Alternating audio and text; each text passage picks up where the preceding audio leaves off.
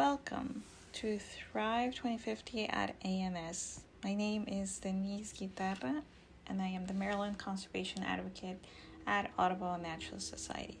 For 123 years, Audubon Naturalist Society has inspired DC area residents to enjoy, learn about, and protect nature. And today is my honor to host Montgomery Planning Department staff to talk about and answer your questions about the new general master plan. And I'm Gwen Wright. I'm the planning director at Montgomery County Planning. And tonight we're going to recap work that we've been doing for the last year and a half on updating Montgomery County's general plan. We'll give an introduction. We'll talk about why we're updating the general plan at this time. We'll talk about the major outcomes and core ideas that are being recommended in this general plan update. We'll talk about implementation and next steps. Next slide, please.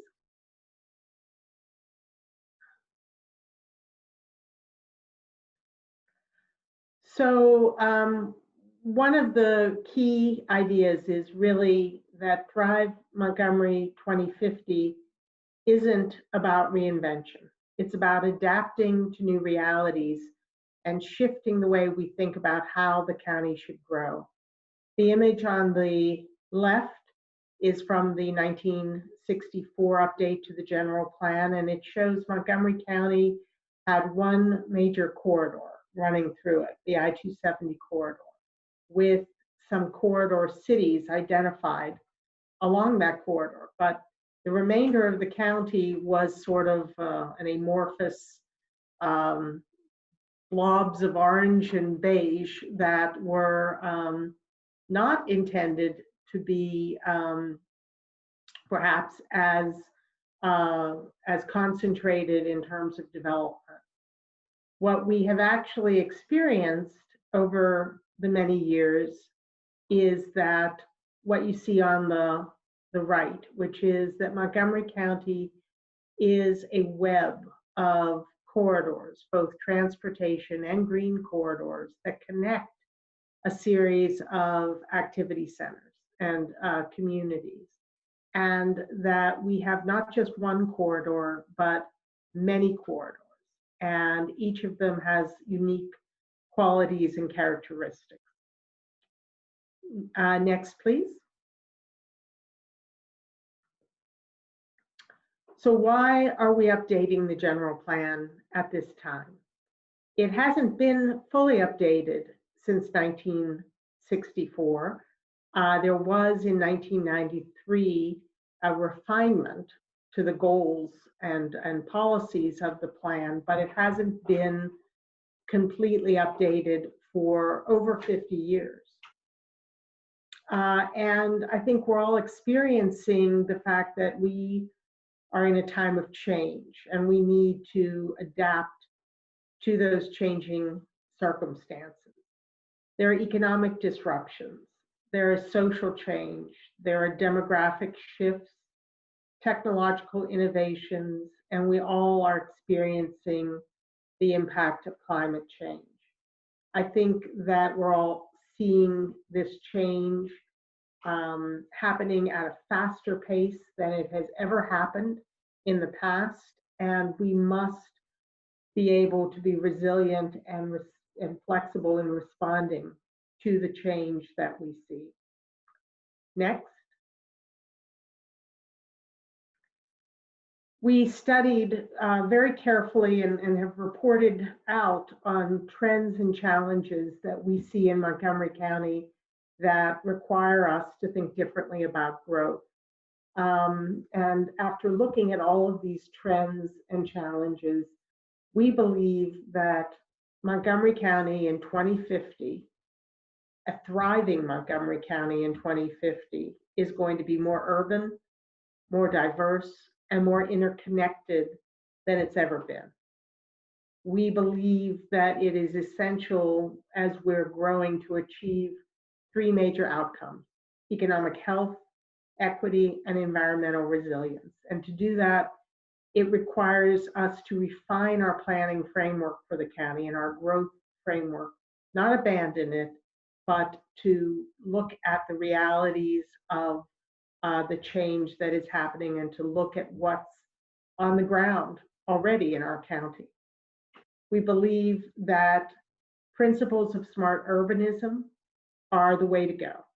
A compact form, a mix and diversity of uses, walkability, active and healthy lifestyles, and a focus on good design. That is the future for the county. Next. So again, to talk briefly about our major outcomes. We have been focusing on these from the outset. They provide the framework for a lot of our thoughts and our recommendations.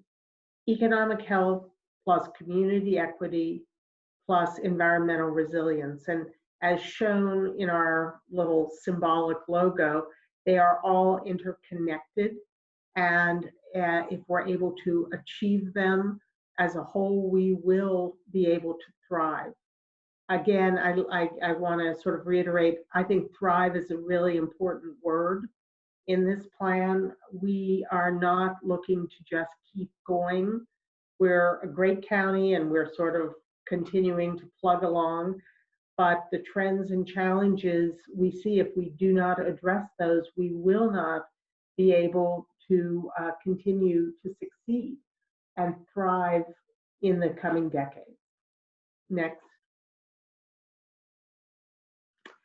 Some of the core ideas that we're going to be talking about, and again, related to those three outcomes, are creating complete communities, achieving racial justice and equality, providing attainable housing for all income levels, rethinking single-family neighborhoods near transit, planning for people instead of cars, eradicating greenhouse gas emissions, prioritizing great design and the importance of place, making corridors the place for new growth, and developing regional solutions and strategies.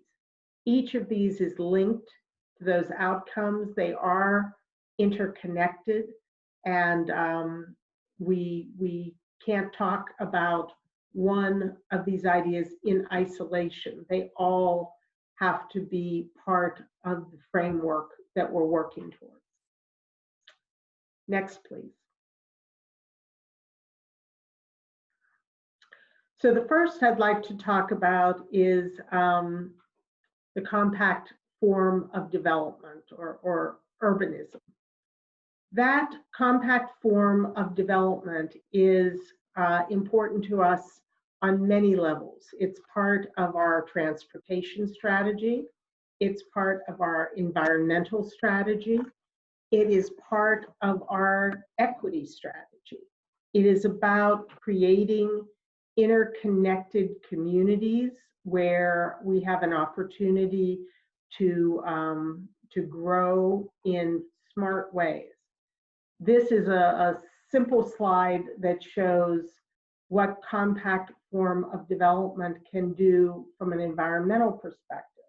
You see the area called Pike and Rose, which is on Rockville Pike on the left before development. And that is a color slide. People might not believe that, but that is a color slide. But it was a huge gray surface parking lot with no stormwater management and all of the water running from that parking lot directly into the Potomac River, basically. After the redevelopment, you see what we have on the right, which includes green roofs, green spaces, lots of stormwater management, and it has reduced the runoff on that site by 77%. Really changing the kinds of impacts we have to our natural resources and to our water courses. It's really, again, one of our main environmental strategies is to focus on a compact form of development along corridors where there are opportunities for transit and for walking and bicycling. Next image, please. Corridors are the place for new growth. And that's going to be a challenge in Montgomery County because we have many corridors. Each has very unique attributes and different contexts. But one thing that they all are suffering from is a great deal of paving and a focus on the automobile. It is great to have new development like we have along Rockville Pike on the private land on either side of a corridor, but as you can see from 14th Street in the District of Columbia on the right, we have to also focus on making that public realm better as well. It's not enough to build great buildings. You need to reduce the vehicular capacity. In the case of 14th Street, it was a 6-lane road, which has become a 4-lane road. The extra lanes are dedicated to transit, to bicycles, to parking, to sidewalks, to green space for planting trees. And you have frequent crosswalks so that it's safer. We have a big emphasis in this general plan on Vision Zero because we have had too many pedestrian deaths along our corridors. We think those corridors should be the place where we focus new growth, but they have to become safer, multimodal, less focused on moving cars as quickly as possible, and more focused on how people can use the corridors, live on them, create a mix of uses that allows people to connect. Next image, please. We strongly believe in attainable housing for all income levels. And I hope that you can focus on the word attainable. That is not the same as affordable. Attainability in housing, I want to read a definition.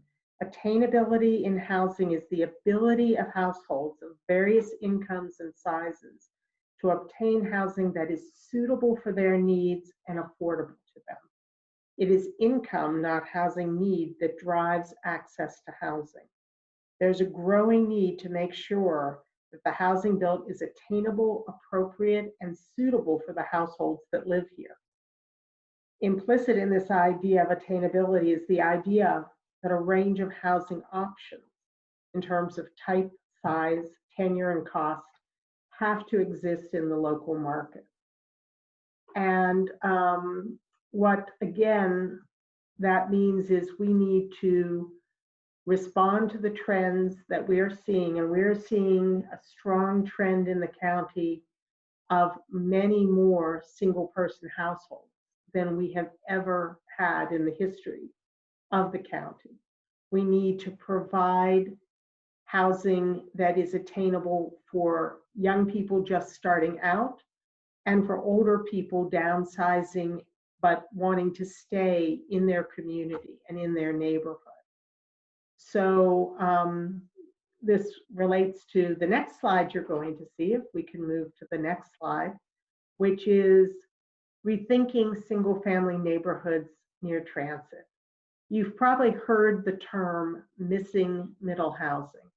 And missing middle housing is actually not a new idea. It's a very old idea. It is the idea that people, again, starting out, or older people who want to downsize and stay in their neighborhoods may want to live in different housing forms. Cottage courts, duplexes, small apartment buildings, live-work units. Those kinds of building types existed in the early 20th century, but by the 1950s and 60s, they had almost completely disappeared. from the types of housing we were seeing built in Montgomery County. We today are seeing only really single-family homes that are detached, townhouses, which are single-family homes that are attached, and large multifamily buildings of 100 and more units. We are not seeing these other housing types, which not only serve an architectural function to help sort of create transition areas between our very active downtowns and our single-family neighborhoods, but also serve that important function of creating attainable housing for people at many different income levels. It is impossible today, I can tell you from having a 22-year-old daughter, for her to think about moving to Montgomery County and buying a small unit and getting her feet wet in the real estate market. She needs the opportunity to have some attainable housing, and it would be great if it could be housing that is in that sort of transition areas between our downtowns and our single-family neighborhoods. But that will mean thinking differently about our single-family neighborhoods and allowing them to evolve and to change in terms of form and type of housing. Next slide, please. We have to plan for people, not cars. We are trying very hard, even as we speak, to change some of our existing rules. We're doing this general plan work throughout Montgomery, but we're running and chewing gum at the same time. We're also working on updating our, what was been called our subdivision staging policy, now to be called our growth and infrastructure policy. And we're working on guidelines for creating complete streets. All of these are moves to change the priorities, to essentially say our public realm, yes, have to work for cars, but they have to work for transit, pedestrians, bicyclists, and all modes. We can't only focus on how quickly can we move a car through an intersection, which has been our traditional review of transportation. We have to think about how safe it is, again, the Vision Zero idea. We have to think about how pleasant it is so that we can get people using our corridors in different ways above and beyond just traveling as fast as they can with their cars. We've done a bicycle master plan and we're doing a pedestrian master plan, and we're focusing on the bicycling level of comfort, the pedestrian level of comfort. And that's about how you can move through a space and feel comfortable and safe, that you're not going to be hit by a car, that you're going to be able to keep getting where you need to get with a high level of both efficiency but also comfort. Next slide, please. We must eradicate greenhouse gas emissions.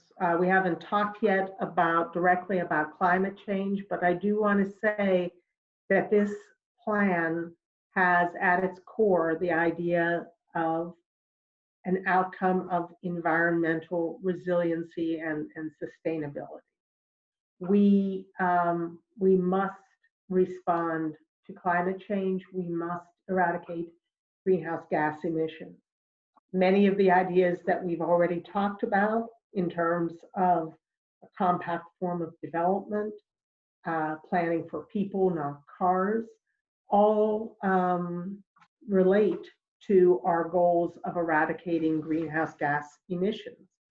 Public transit and reducing vehicle miles traveled are one of the most important ways to eradicate greenhouse gas emissions. In 2015, transportation accounted for 41% of greenhouse gas emissions.